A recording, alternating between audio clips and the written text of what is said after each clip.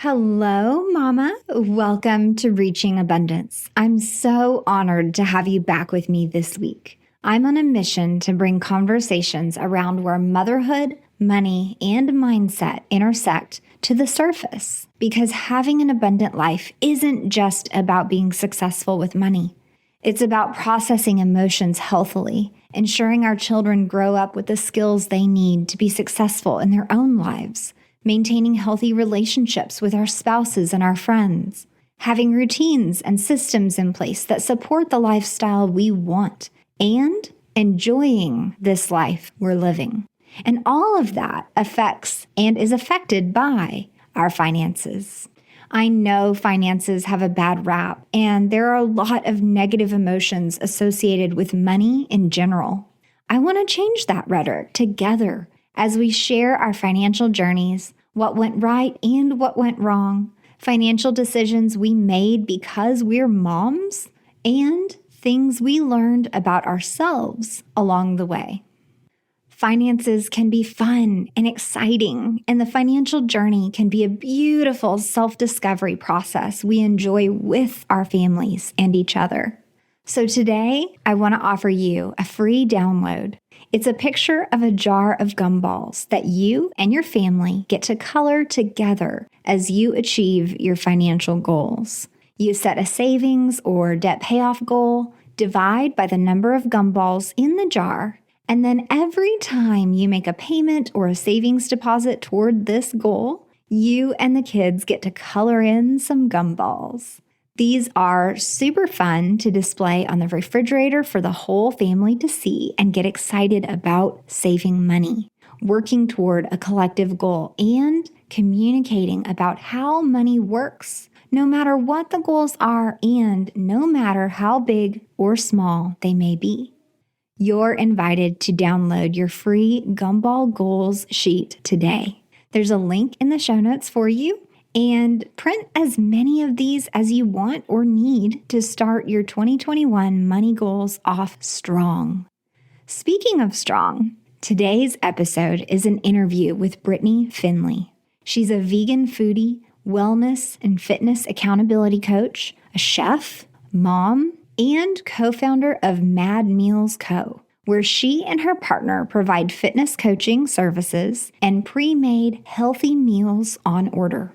She shares all about her struggles with health, how that journey helped her learn more about her relationship with food, how finances came into the picture, and what routines she's implemented towards self-care and personal development. She loves guiding and inspiring women along their wellness journeys. So let's get started. Welcome to the Reaching Abundance podcast, where your host, Virginia Elder, shares helpful guidance for moms around positive mindset, creating simplicity, practicing true self-care, and most of all, money management. Her financial journey toward a better life blossomed into an insatiable desire for overall happiness and abundance. Hang out with her right here each week while she ditches the taboos around women and money, shares resources, educates, and financially empowers all the mamas. On the podcast today, I'm super excited to introduce all of you to Brittney Finley. She is a chef, a mama, a wellness and accountability coach, and founder of Mad Meals. Thank you so much for being with us today, Brittney. Thank you for having me. I'm so excited to speak with you. Well, I am really excited just because you are a mom local to me. We actually met at our neighborhood park, which is so fun. I love that. And once I heard that you have your own business and you do this meal prep thing, and then I started following you on Instagram and you're like this amazing fitness mama, I'm so impressed. And I just had to have you on the show.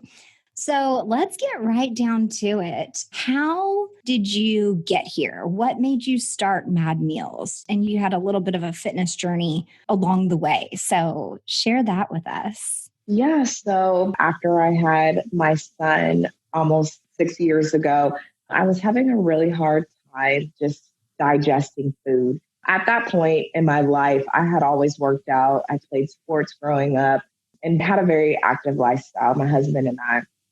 And then after I had my son, it was like this massive shift in my body. It was like my body started to reject everything. And as a new mom, a nursing mom, it scared the crap out of me. I'm like, there's something wrong with me. I would eat chicken and rice and vegetables, and I would blow up like a balloon. And it just wasn't normal, and it didn't feel good. And no matter how much I worked out or ran or nursed or drank water, it wasn't going away. So I went to several specialists for them to just tell me they couldn't find anything wrong with me. You look fine. You are healthy. You're young. You're good to go. Like, there's nothing, we see nothing wrong with you. And I just couldn't accept that as an answer. I'm like, I don't feel fine. No. I'm waking up every morning sluggish and tired and angry and irritable and all these things. And so I actually went on vacation, ate horribly, came home, and was like, okay, I'm done. I had enough. Ironically, gotta draw the line. Yeah, I'm done with myself and whatever I'm doing, I got to start over. So I actually had to fast with my church. It's an annual fast that we do. And so ironically, it kind of falls right in line with me coming home from vacation and needing to purge all of this horrible food I had ate. And so I fasted for a couple of days, and then I started eating the Daniel diet, which basically is a vegan, plant-based diet. You can only eat food that comes from the earth, nothing processed. That's it. So I did that for 3 weeks, Daniel diet, and I felt amazing. Like, I was waking up with more energy. I was lactating more. Yay. Super important for a new mom. Exactly. And so it was just like eye-opening, like, okay, for whatever reason, my body doesn't process meat, dairy, heavily processed food. And so bloating was my body's way of rejecting that. It was a sign that I needed to change my lifestyle. And so that's what I did. I changed my lifestyle and I became a vegan. Wow. And so I'm hearing so many things there. One, to be an advocate for yourself. You obviously believed very much so in trying to provide the best for your son. So you're breastfeeding, you're trying to do all this stuff, and you're experiencing some issues, and doctors are telling you, oh, all your blood tests are fine, all your levels are fine. And how many women out there have heard that before? It's just another testimony to say that when you sense that something's wrong, to lean into that and to do your own research. And maybe you have to find your own solution. And for you, that was the vegan lifestyle. So I want to go into that a little deeper, because you started Mad Meals because you kind of had to learn how to cook again, right? Absolutely, yes. I started cooking at 7 years old. My grandmother and my mother both taught me how to cook, but all I knew how to cook were the really unhealthy things. The traditional meals, exactly, right? The traditional Southern comfort meals. Yeah. And when I became vegan, I literally was like, I don't know what to do. I can't eat rice and beans every day. This is not okay. So I started reading books, nutrition books, vegan books. My husband was really invested in the journey as well with me. And so I think that made it so comforting, because I'm like, I'm not doing this alone. Yeah, that's fantastic. Exactly. Yeah. So we would watch documentaries, we would read articles, bought cookbooks on how to cook vegan meals. And it was like, oh my gosh, I really like this. Like, I enjoyed cooking before. It was like my time to be in the kitchen by myself and be creative. That's my creative outlet. And learning how to cook again in a new way that was healthy for my family and for myself was just so exciting. And so I started like building my own recipes and sharing them with friends. I would actually trick my friends into thinking they were eating real meat. Oh, you're bad. Yeah. I love hosting people at my house. And so my friends would come over with their kids and I'm like, oh, it's Taco Tuesday. And then I'm like, how does it taste? How does it taste? I'm like probing. And they're like, it's great. Like, and I'm like, oh, you're not eating meat. So I've kind of like made them realize that you can eat healthy and still taste good and you don't have to compromise your health for it. So it's become a passion of mine that I didn't even know that I had. Oh, I love that so much. So many pieces of life fit so well together. You know, the health piece with the fitness piece, with the money piece, with the organization piece. Like there's so many facets of life that you kind of need a little bit from every single one. It's like a buffet. You need a little bit off of each dish to make this whole beautiful, abundant life. So, was there any other journeys or anything else going on in life that kind of fed into this getting healthier? You started your business, you had your son. So, there was a lot going on. So, share a little bit more about that. The concept and the idea behind Mad Meals came from just like a super genuine conversation between me and my business partner, Denise.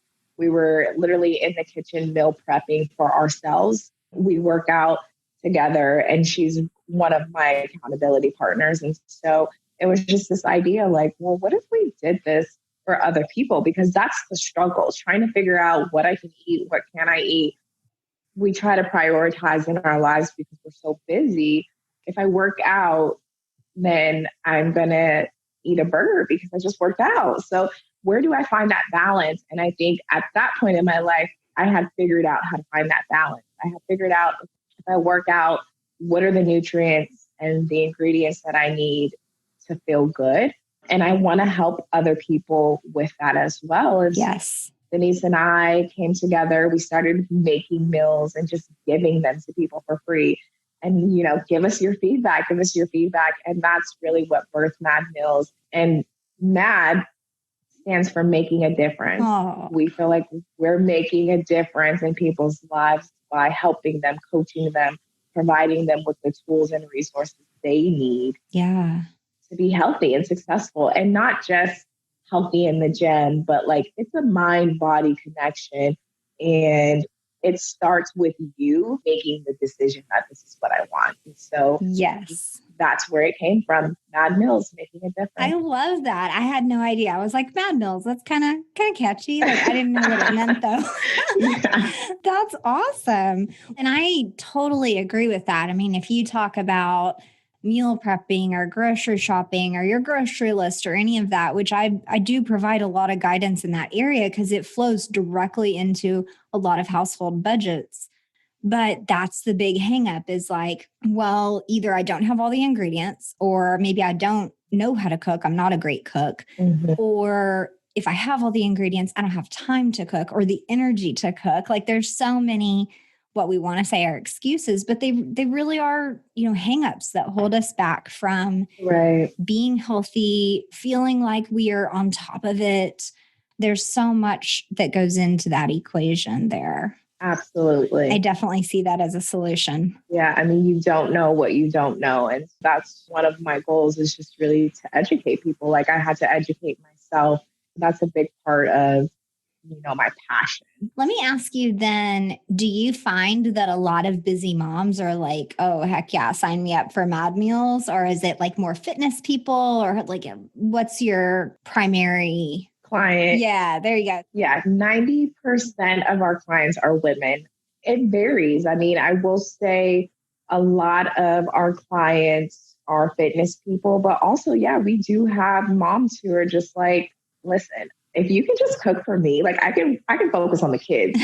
But if you can just cook for me because I don't know what to eat, yes, please like sign me up. And so it varies. And I think that's the thing with nutrition. Like we think we got to check all these boxes, but if you're buying something that is healthy for you, then that's fine. Like don't beat yourself up about it if you're not a chef. Like it's okay. Right. Put the effort and try. And we even want to help families too. So if you don't want to necessarily buy food from us, we have meal plans and grocery lists and things that you can buy to get you started on your wellness journey. Oh, that's awesome. That's really fantastic. Because that might be the hang up too. They might be thinking like, oh, well, I already spent money on groceries. Now I'm going to buy some pre-made meals. Like, how does that make sense for my budget? But so if you want to do it yourself, you have guidelines for that for moms. Absolutely. Awesome. I really, really like that. Hey, Mama. I want to take a brief sec right here to tell you that I appreciate you and thank you so much for listening to my podcast. This episode is brought to you by Grocery Budget Makeover. This is an online course by a fellow mom named Erin Chase, where you'll learn the proper way to make a grocery list. You get a grocery spending formula so you know exactly how much you should be spending on groceries.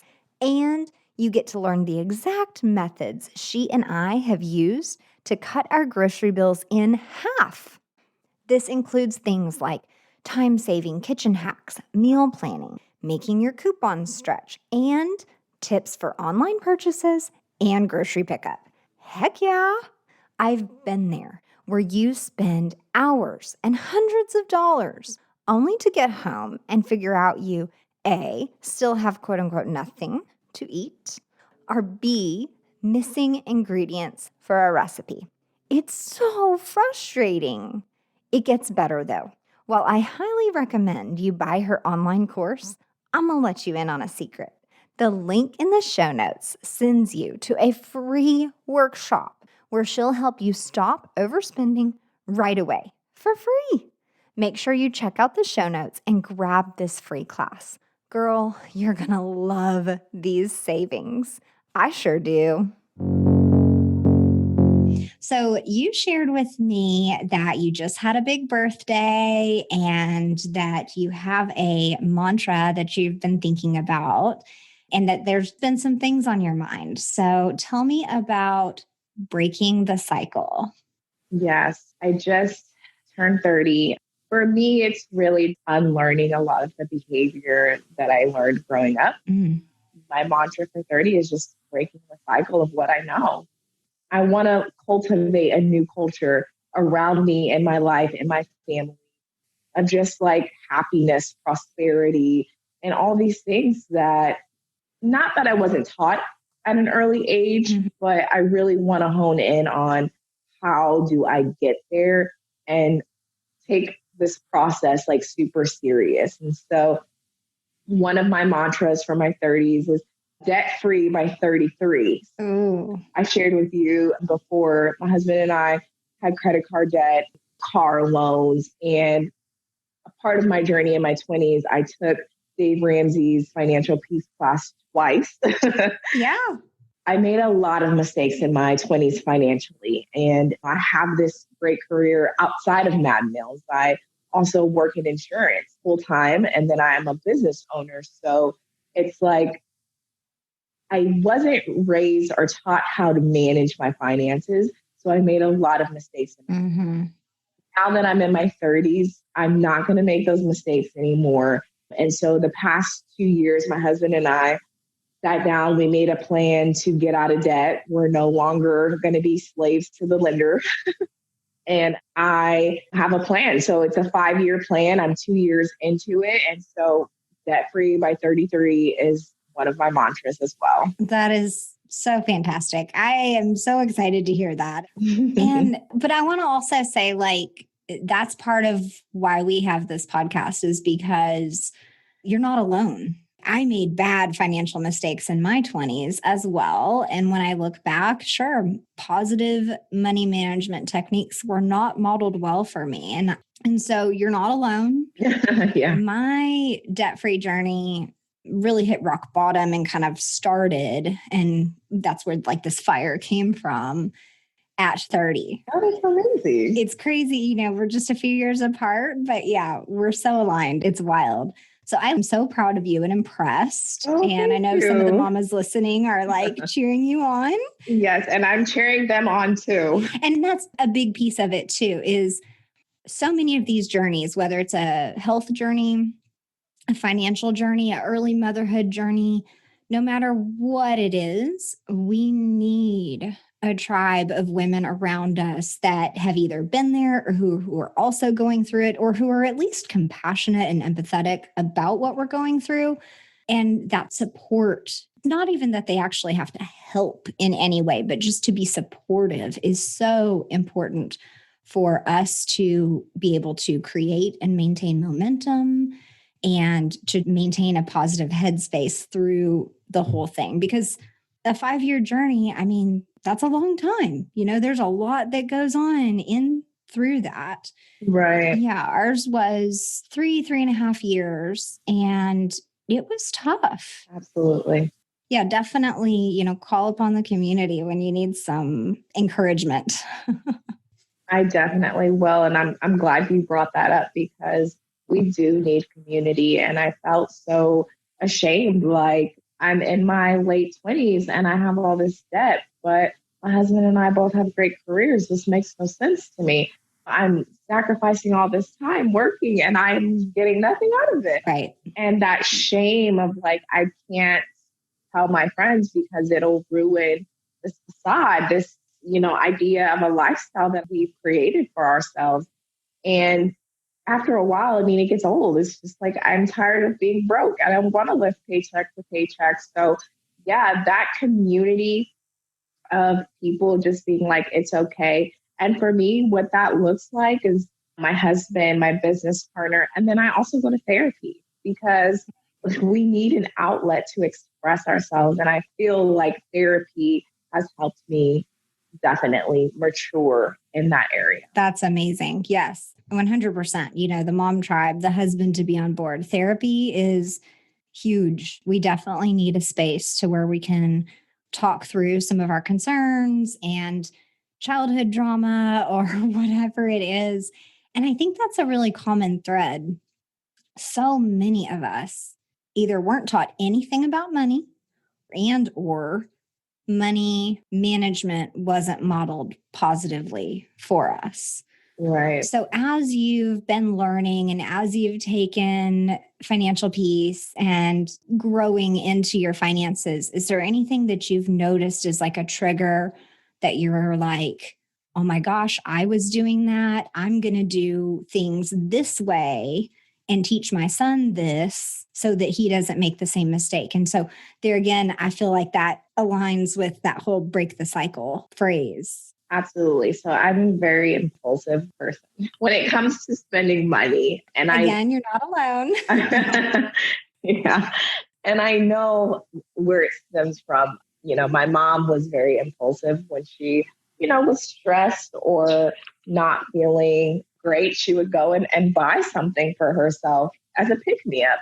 And for me, honestly, it's not like clothing or shoes. It's food. Mm. It's weird because I'm all about health and wellness. But even before I started the vegan lifestyle, food was my comfort to get me through. And so when I was stressed or not feeling great, my impulse would be, let's go buy some ice cream or something, or let's go eat out as a family. And that adds up.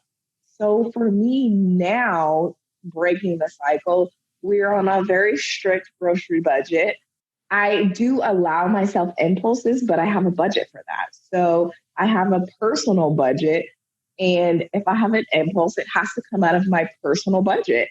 And once that personal budget is gone, I have no room for impulse. But luckily, it's enough for me to get through every month. Okay, I want to hang on right there, because that is a fantastic tactic, tool, like a way that you've been able to learn what your trigger or your desire and not make yourself come to a cold, hard stop, because that doesn't work. We have to learn ourselves and then learn to work with our true personalities. And if you've been able to reduce those impulses or adjust those impulses, that's growth. Mm-hmm. Thank you so much for sharing that. So to all the mamas out there, if you're struggling with a certain area of the budget, consider doing something like this where you've allowed yourself a little bit of like a gimme. Right.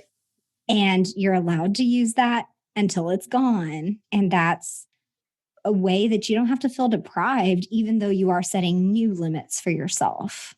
Absolutely. And let's be honest, we're not going to be able to change our personalities. It's who we are. And so that's why having a plan, having a budget is so important, because I know myself. I know I have a very stressful life. I'm juggling so many balls in the air. One of these days, I'm going to want to spend money. Yes. I have a budget for that. And it's not about changing your personality, but building a lifestyle and fitting a space for when you know it's a cushion, and it's all a cushion. Yes. Be prepared for yourself. Yes. So do you think that that's something that you will take and teach your son, or what's another piece of something that you're considering? If you're not working on it yet, that's okay, but maybe something that you're like, oh, when he's a teenager, we're going to do this. Do you have any of those triggers? So not yet. I mean, I think for my son, we're still kind of developing the idea of money. He's not there yet. Actually, that's not true. So he's learning it now in kindergarten, the concept of money. So in the classroom, when they exhibit good behavior or he's on task or something, they get Mariner money. Ooh. And so he's just now at 6 years old, kind of understanding the use of money and how you work for money and all of that. At home, though, it hasn't been a priority, only because my son does have delays in learning. And so I think as he develops and gets older, it's definitely something that I'm going to prepare him for. Yeah. I know the biggest thing for me was I started working at 16 and I already had bills. Like I had a car note and car insurance and a cell phone bill at 16, and I didn't know about saving. I had no idea what that concept was. So I started early living paycheck to paycheck. Right. And that's one of the things that I want to break the cycle of. I'm going to teach him, when you work, there is a balance system, there is a budget system, and you really have to prepare yourself for the future. And that's something that I wish someone would have taught me was, okay, you put a little aside for a rainy day, but I am going to start those conversations early, just not right now. Yeah, it was very similar of a thought process, because at our time of, what I would say is rock bottom, my son was 2 and my daughter was a newborn. And I was just looking at them thinking, I know you don't understand this. I'm so glad you don't understand what we're going through right now, but I am promising you that I will not allow you to go through this, because I will teach you better. That was kind of my mama bear moment with money. So yeah, I understand. And as they age, right, I think we're going to have a lot of opportunity to be able to teach them things that we weren't. So among those things, I'm thinking, gosh, you have such an amazing opportunity to teach him about health and nutrition. Absolutely. We also talk a lot about that. I want to touch on something that you mentioned. Okay, so you're working full time. You also have this business. You're a mom. You're going on a financial journey. You've been through the fitness journey. That's kind of an ongoing thing. All these journeys, they never really come to a stop. They're a lifelong process. How do you prioritize and schedule time for yourself, right? Like our happiness needs to be on that list as well. Absolutely. And all these things feed into creating this abundant, happy life. But how do you find that time for yourself? What is that alone time? How do you use that time? What do you like to do? Virginia, that's an excellent question. And I'm still figuring it out myself. No, but seriously, for me, I have strict times. And it wavers from week to week. I'm not a perfect person by any means. There are weeks where I'm on it. I'm up at 5 a.m. I'm reading my daily devotional. I have time in prayer. And then I get my son up to get him ready for school. And then I go to the gym. And then there are weeks where I'm like, I don't want to get up at 5 a.m. Like, I'll get up in an hour. But for me, there's a couple of things. Like I am striving to find balance, but I'm really strict with bedtime. So he's in bed 8 p.m. every night because I do need to wind down. I have a very stressful career in general. Yeah. And then plus I have a business. And so having a business partner is amazing because where I'm weak, she's strong. She can kind of pick up with my slack. And then also my spouse. I have learned that I need to ask for help. So I'm a lot more vocal in that. If I need to go get a massage on a Thursday at 1:00, I'm taking time off from work. I'm telling my husband I'm not going to be here and I'm going to go do that. But there are weeks I'm hard on myself because I didn't work out 5 days. I worked out 2. But I have to just remind myself, I need to give myself grace. I give it to everyone else. Right. Grace is sufficient for me. I need to be okay with not hitting all of my to-dos. And so I'm working on that. And I think part of growing up, here's another mantra for you. It's okay to not be okay. Yes. Like I am working on my own mental health because I can be really critical to myself. And one thing that my business partner says all the time is the things that you say to yourself, would you say this to your best friend? Like, do you think it would be okay? And I'm like, no, absolutely not. That's so rude. Right. So it's like, why do you say these things to yourself? Yes. It's a work in progress, but I think every day I do find time to just be by myself and to be with myself and to be okay with like, I don't need to pick up my phone. I don't need to read a book. Like I can sit here and just be okay. Good. Oh, I love that. Something from everything that you just said, I've touched on at some point or another, whether it be like in an Instagram post or whatever. All of those things are so important. The self-talk, the time alone, the scheduling and not beating yourself up if you're on one week and kind of fall off the next week. That's a big piece of my own financial and physical fitness journey. I geared up and ran a half marathon and then like didn't run again for like a year and a half. I was just like done because I had exhausted like every ounce of effort that I had proving to myself that I could do this big, crazy goal. It was crazy to me. I know there's other people that do that all the time. No, it's crazy. It's crazy. The pain in my knees and hips told me I was crazy. So it took me a long time to finally establish what I would consider healthier routine for myself. Along the way, I too experienced all that negative self-talk and questioning why I was making certain decisions. And I have found some really great personal growth books and things like that. Do you have anything like that that you listen to or that you're into that helps along the way? I do. So I'm reading 3 books right now. So one of them is by Jay Shetty, Think Like a Monk. Yes. I have the Audible on that. It's been amazing. And a lot of the practices of just like the monk lifestyle, I feel like I've naturally adapted on my own. And so it's interesting to see the comparison of like, okay, an early riser feels like this or whatnot. And so that's a self-help book that I've really been invested in lately. The other book that I'm reading is a daily devotional by Ivana Van Zant. Okay. And that's a spiritual practice. And so it's all about that negative self-talk that we were just talking about, not doing that. Training ourselves to grow out of that. Exactly. And so that's a really good book that I read every day. And then also Jesus Calling, another daily devotional to start my prayer in the morning, start my intention. I often feel like people who pray or have a spiritual lifestyle feel like we have to be on point every day with our prayer life.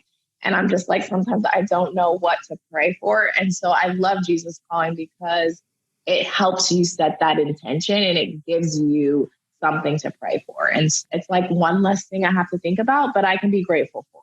Yeah, that's so good. And I think sometimes that reading time or journaling time or devotion time is a self-care moment. Absolutely. Because typically it's done quietly, alone, hopefully without distraction. And it's a time where we can collect our thoughts. And that's how I use that time is I'm planning my day, I'm journaling, I'm doing my list of things that I'm grateful for. And if the grocery list or something else is on my mind, well, then, I'll write that off to the side and tear that off and just go ahead and do the brain dump and get it off of my chest. Right. That's super important. I love that you also practice that. Yeah, I encourage it, honestly, for everyone, for moms and dads. Like, you need to allow yourself to not be consumed with everything else in the world. Like, we need time to ourselves. We need time to reflect and meditate. And like, I'm not a traditional meditator. Like, I can't sit on the floor for 15 minutes and close my eyes. Like, I have too much energy for that. So for me, it's literally just like not doing anything. Like, I'll sit here on the couch for 10 minutes and just not look at TV, not look at my phone, not read anything, just sit here in silence. And I think doing it first thing in the morning before you wake the kids or start your day or even eat breakfast, it's the best thing because it really sets the tone for the whole day. Yeah, I agree. And I think that's a big misconception about the whole meditation piece is that it has to be like this monk, like kind of thing. Yeah. And, Yeah. and it doesn't have to be just like what you just said, just sitting down on the couch for 10 minutes and not looking at your phone and not having the TV on and just being in silence and just allowing yourself to collect your thoughts. That can be your meditation. Absolutely. And that can be a healthy practice. I like that you clarified that. Absolutely. So, as we think about our own happiness and mental health and money and motherhood and all these things intersect every day, sometimes it feels like they're all intersecting in a moment. What are some challenges that you've navigated? And then how maybe has being a mom affected your decisions on some of those challenges? So for me, like, I'm a bit ADD and all over the place. So I have to allow myself time to just like have those sporadic thoughts. So my work life is very structured. Like, I'm on conference calls all day on the phone. But if I have 10 minutes to just like let my mind scramble and get up and move around the house or do something that doesn't require me to sit and have to talk, then I allow that. And I notice the same behavior in my child. Him sitting still is not him. It's not. He likes to just get up and roam around, and I don't bother him. Like, I feel like parents, we try to structure our kids' behavior to the point where they're no longer themselves. Like, no, sit down, be quiet, be still, watch TV, this, that, or the other. But my son is not like that in that regard. And I'm not like that. Like, sitting still for a long time makes me anxious. He'll just get up and walk around and start screaming or singing. And it's like, it's okay. He is developing himself, his personality. And I have to give myself that same freedom. So if it's 10 minutes, 15 minutes to just be me in a corner, unbothered, then you have to allow that. That's one thing that I have learned about myself. Like, I get really anxious when I'm sitting down all day. Yeah. There's something to having to be still, and we're still having all of our natural instincts, the natural problem solving and fight or flight syndrome and all that. Like, we're experiencing that on a digital, virtual level every day, but yet our body is still. So all that energy tightens up in our muscles and gives us the back tension, the stomach tension, the headaches and all of that. And so I agree with you. Like, it's so healthy and natural to just get up and walk around. Since I've been home doing this for about a year now, there are definitely moments where I will just go and like pace back and forth in the living room and nobody's home, right? So I'm talking out loud to myself, working through something, pacing. Like, I look like a crazy person, but that's how I process, because it's either that or I'm going to go outside and walk. And I'll stop and I'm like, man, if anybody was home, they would think I had lost my marbles. Yeah. But it's okay. I feel like we all just have to like give ourselves permission to be able to process things the way that we need to, even if it looks weird. Like if nobody's home, what's it matter what it looks like? Absolutely. So you shared, you've gone through this fitness journey, you launched your business, like so much has happened within the past 5 years. Tell us something that you wish you would have known 5 or maybe even 10 years ago before all of this. I definitely wish I would have known how to, again, manage money. I wish I would have known about interest. I also just wish I would have known what I was doing to my body when I was younger, just the things that I ate, the things that I did. But also, I'm kind of glad that I didn't know because now I'm able to research things and I'm comfortable with not knowing everything. There's so much information in the world and I'm comfortable with learning. And so that's been part of my process the last 5 years. Like, it's okay that I don't know, but I'm on this journey to finding out.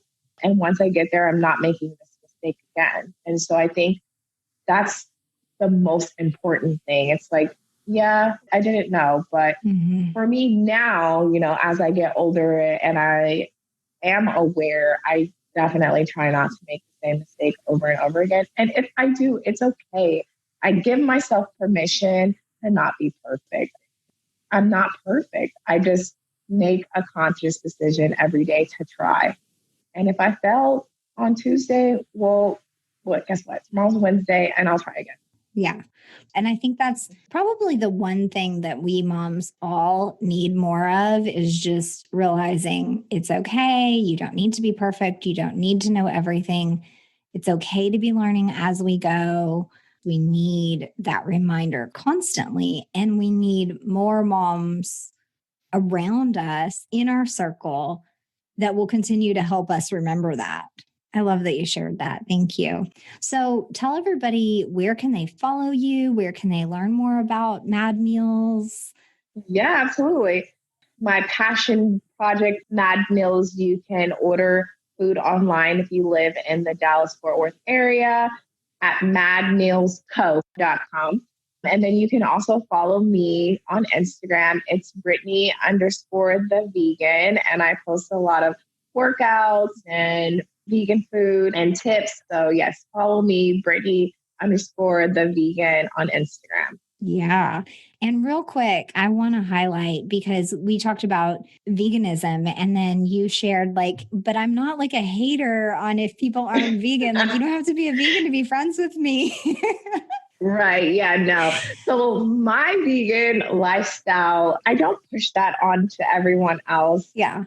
Unless I'm really excited about it. But no, it's not something that I encourage for everyone. It was really like what saved me and made me healthy and made me feel good. But it doesn't work for everybody. And that's okay. Like I'm not here to change who you are or to change your diet completely. I still want you to eat healthy and all of that. But Mad Meals, we cook food for everybody. It's not all vegan. We do have a vegan menu, but we do have a traditional savory menu for all of my meat eaters and dairy eaters out there. So don't feel like you will be forced to eat vegan if you go to our website. That's not the case at all. Right. For me, being a vegan is just about my personal health and wellness. And I mean, I would say it's for the animals, but it's not. But that's a great side effect. Yeah. Well, and I enjoy following you just because I love to see delicious pics of amazing food that you cook because you're clearly an amazing chef.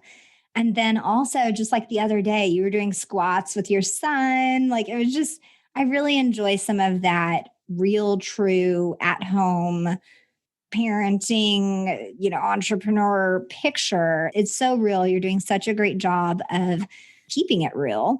And so I just really appreciate that. And I want to encourage all the moms to go follow you. So thank you so much for being here with me today. Thank you. Wow. I am so happy to have met Brittney that day in the park. and just ecstatic that she took the time to be with me on the show. Did you catch that she works full-time and runs Mad Meals in addition to parenting, working out, and working toward debt freedom? Dang. It's easy to hear all of that and begin to think you couldn't possibly handle that and that she must be superhuman. I'll tell you, she's pretty dang cool, and yes, it's impressive that she can juggle all of that, but notice how candidly she spoke about falling off and giving herself grace. And notice the morning routine she practices and how intentional her focus is on self-care. She's set her mind to becoming debt-free by 33, and I am so excited to continue to cheer her on. I also want to highlight that she mentioned taking Dave Ramsey's Financial Peace University, not just once, but twice. And this is a very common trend I'm seeing in the women who come to me for financial coaching. About half of my clients have taken that class at least once. Those classes establish some basic principles and can begin to create awareness about your finances, but fixing the numbers and doing a budget isn't the end-all solution. I can personally testify to this too, because that's where I started, listening to and following Dave's advice. But I quickly realized that I needed a more well-rounded approach and that there was something deeper under the surface to financial success. The numbers are a reflection of deeper emotions, subconscious thoughts, unrealized behaviors, and mindsets that require much more than someone telling you how you should or shouldn't allocate your budget.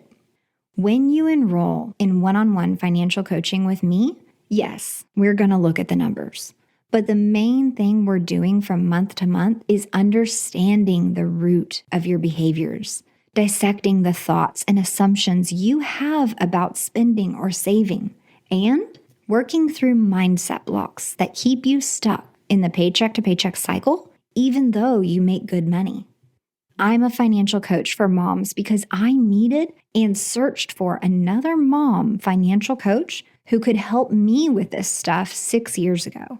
And you know what? I couldn't find her.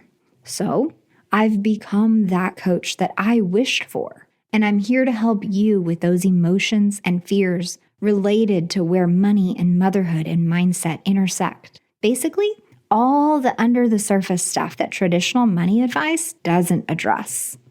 Let me remind you that when you enroll this December, $100 of your enrollment fee goes straight to the charity of your choice.